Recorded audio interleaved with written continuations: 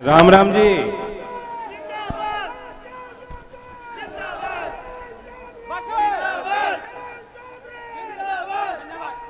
इस नौजवान को तो माइक की जरूरत नहीं। फिर मोटर फिर चालू मत करो अपना। बहुत समय से इंतजार कर रहे हो, हमसे देर हुई, माफी चाहता हूँ। हमारे दोनों जो प्रत्याशी हैं, आपके प्रत्याशी यहाँ खड़े हैं, आप भी बैठो आराम से, अभी तो बहुत आपको मेहनत करनी है। प्रत्याशी की मैं जानता हूँ कितनी दुर्गति होती है। चुनाव के समय तो उसे भैंस भी दिख जा तो क्या, अम्मा मुझे ना बोलियो वोट दे दियो। तो इन दोनों को तो बहुत मेहनत करनी है, पर किस्मत साथ दे रही है कि पहले चरण में इनका काम हो जाए। और दूसरी बात यह है कि किस्मत वाले यूं हैं, बिजनौर के लोगों को तो कुश्ती का दंगल के आयोजन में विशेष शौक है। कुश्ती का है कि नहीं? और जो आखिरी कुश्ती का समय हो, तो सबसे बड़ी कुश्ती, और दो ही पहलवान लड़ने वाले हैं। तो पश्चिम में तो दो ही पहलवान थे ना लड़ने वाले, कोई तीसरा तो नहीं था। और जो दोनों पहलवान ने पहले ही हाथ मिला दिया कि लड़ना ही नहीं,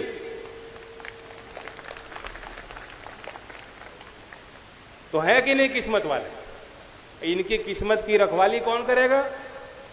आप। और क्यों करनी है? कारण तो बहुत हैं।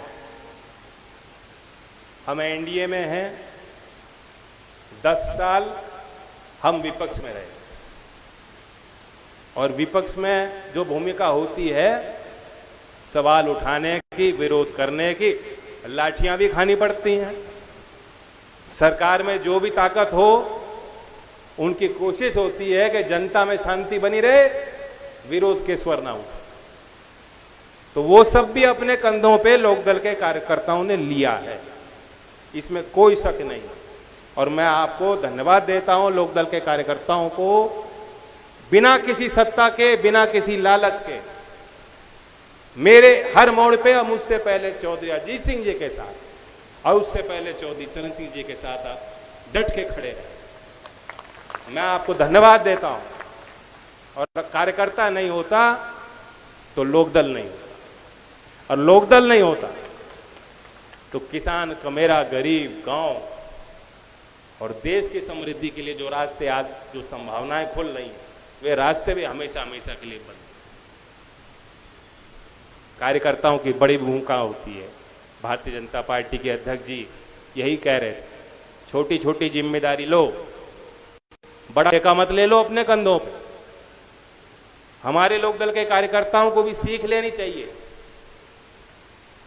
हमें कुछ आदत है बड़ी बात कहने की।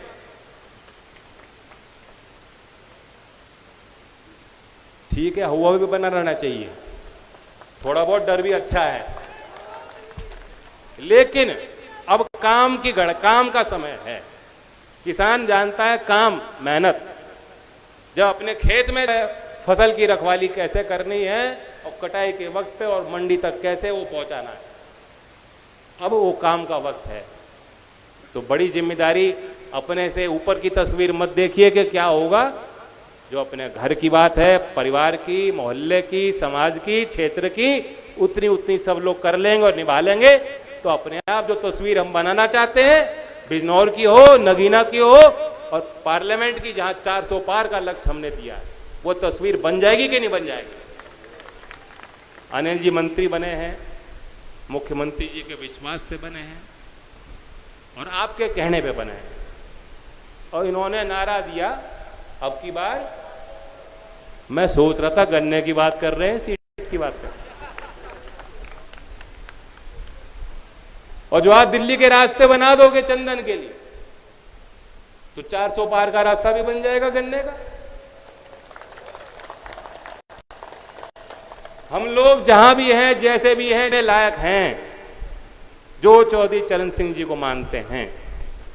हमारा यही एक सूत्रीय कार्यक्रम है, किसानों के लिए, कैसे किसानों का भला हुआ।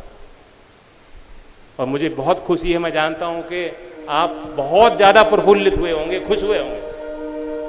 भोकर हेड़ी में 2 दिसंबर की वो तारीख 2 दिसंबर भोकरहेड़ी में सभा चंदन ने कराई थी और मैं पहली बार मौजूद है। मैंने उस मंच से कहा था कि हमारी इच्छा है कि चौधरी चरण सिंह जी को भारत रत्न मिल जाए। तब मुझे नहीं मालूम था और आप सबने पुरजोर उसका समर्थन किया। करने को तो इससे पहले भी सरकारें रही, वह भी कर सकती। इच्छा शक्ति होनी चाहिए। पहली बार भारत सरकार ने ये सोचा कि सम्मान उस नेता का होना चाहिए जिसने गांव की गलियों से उठकर और गांव के छोटे छोटे पाठशालाओं में पढ़ने वाले नौजवान और खेत में कामगार मेहनत करने वाले, उनके हौसले को बढ़ाने के लिए ऐसे नेता को हम भारत रत्न देते। पहली बार किसी सरकार ने सोचा है। और ये छोटा निर्णय नहीं है, कोई छोटी बात नहीं। सिर्फ ये नहीं कि आज हो गई कल को भूल जाएंगे लोग, नहीं। संस्थागत तरीके से चौधरी चरण सिंह जी को, विचारधारा को, उनको अगर जिंदा रखना चाहते हो, और जब तक चौधरी चरण सिंह जी का नारा गांव के लोग लेंगे, नौजवान लेगा, सरकार किसी की हो, उस पे किसान का और गांव का एक दबाव, नैतिक दबाव बना रहा है। और हम और आप नाराएं लेना भूल जाएंगे तो कितना ही अच्छा मंत्री और प्रधानमंत्री और एमपी क्यों ना हो, मजाल है कि गांव में चला जाए, कोई जरूरत नहीं पड़ेगी। देश की बदलती तस्वीर में आज भी चौधरी चरण सिंह जी की विचार प्रासंगिक हैं, प्रभावशाली हैं।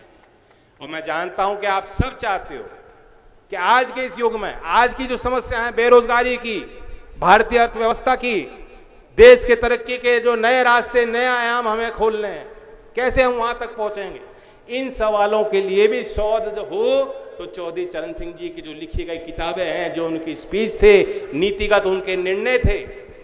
मैं सवाल पूछना चाहता हूं कि आप नहीं चाहते कि आज के नए युग का नौजवान जो विश्वविद्यालयों में पढ़ रहा है, जो मेरठ चौधरी चरण सिंह विश्वविद्यालय में पढ़ रहा है, अगर वो चाहता है कि मैं पीएचडी करना चाहता हूं, मैं शोध करना चाहता हूं, मैं अनुसंधान करना चाहता हूं चौधरी चरण सिंह जी पे, अगर भारत रत्न ना मिला होता तो ऐसे नौजवानों को कोई सुविधा विश्वविद्यालय से या सरकार से या हम लोगों से नहीं मिल पाती। संस्थागत तरीके से अब मिलेगी, नए विचार उससे निकलेंगे, आज की समस्याओं के नए समाधान भी उससे निकल सकते हैं। क्योंकि चौधरी साहब एक विजनरी लीडर थे। वो छोटी सीमाओं तक नहीं उनको बांधा जा सकता। वो एक समाज के नेता नहीं थे, एक क्षेत्र के नेता नहीं थे।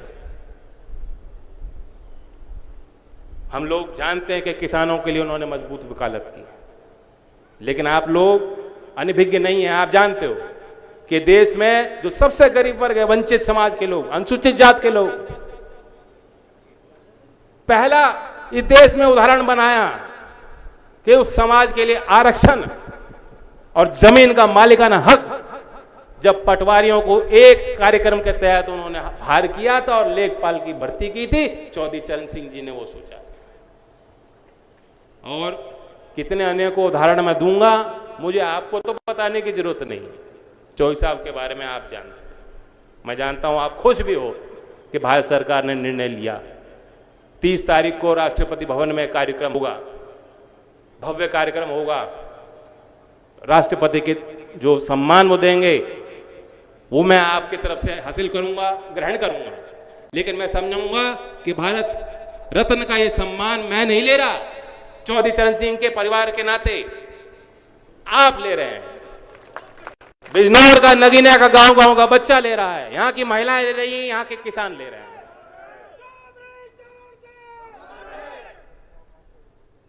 10 साल में हम लोग विपक्ष में थे, लेकिन ऐसा नहीं है, हम लोग भी देखते थे सरकार ने अच्छे काम बहुत किए। एक तो गतिशीलता लाए हैं सरकार के कामकाज में,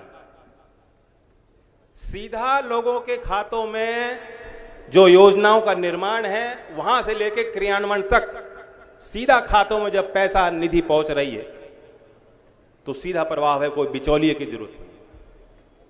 चौधरी चरण सिंह जी की सबसे बड़ी चिंता होती थी भ्रष्टाचार। अभी चुनावी माहौल में हम देख रहे हैं विपक्षी पार्टियां हर 2 घंटे में टिकट बदल रही हैं। बदल रहे ना टिकट। बल्कि बिजनौर की तो खूब किस्मत है, बिजनौर के लोग पता नहीं कहां कहां जाकर चुनाव लड़ रहे हैं। चौधरी चरण सिंह जी भी टिकट कभी कभी बदल देते थे। अब क्यों बदलते थे? उनके कान में आके कोई वर्कर कहता था ये शराब पीता है साहब, ये बहुत बदचलन आदमी, अच्छा आदमी नहीं है, नैतिकता पे सवाल उठा देता था। चौधरी साहब ने कहा अच्छा, और ऐसी सभाओं में जाके कह देते थे मुझसे गलती होगी। आज ऐसा कोई उदाहरण, ऐसी कोई मिसाल आपके आज के राजनीति में शायद नहीं मिले। तो ये साबित करता है कि चौधरी चरण सिंह जी के मन में, हृदय में सबसे बड़ी चिंता थी कि सरकारी योजना का लाभ जमीन तक, धरातल तक पहुंचे, भ्रष्टाचार से लोगों को, आम लोगों को मुक्ति मिले। तो कैसे होगा?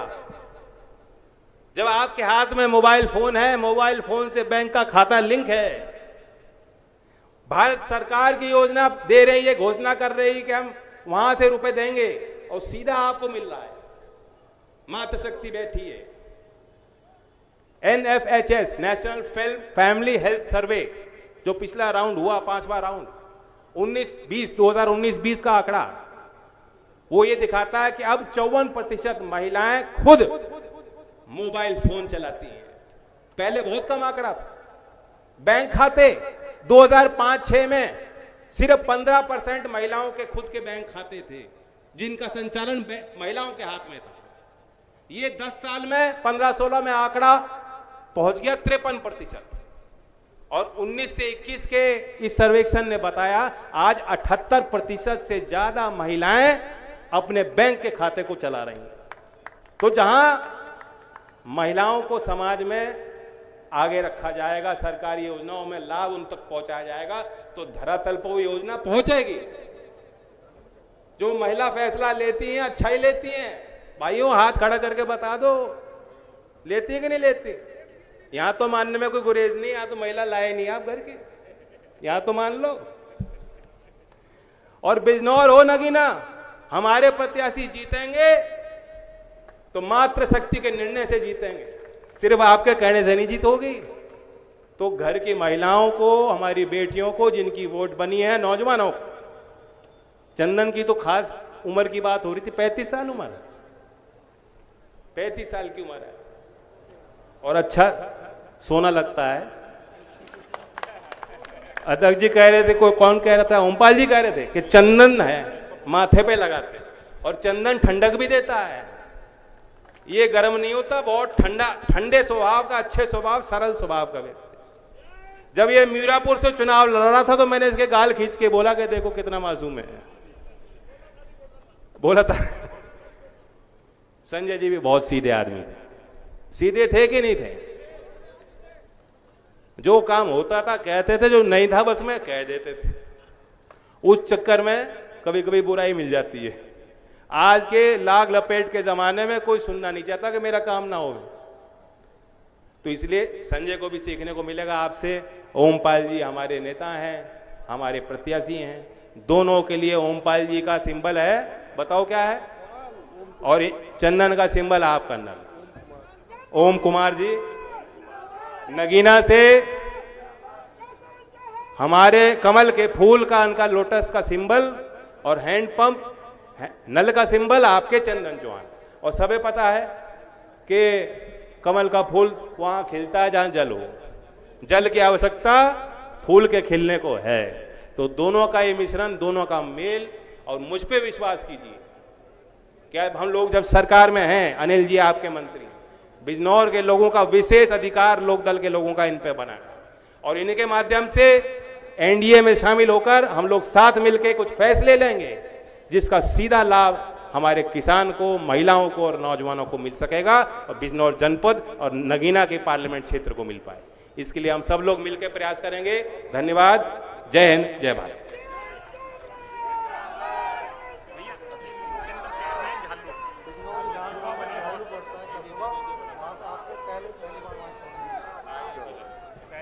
नागेन जी धन्यवाद है तो सबको धन्यवाद। आज आप सब लोग इतनी गर्मी में, धूप में और दूर दराज से आए, आप सब लोगों का बहुत बहुत धन्यवाद। चलो घर चलो, आ जाऊंगा।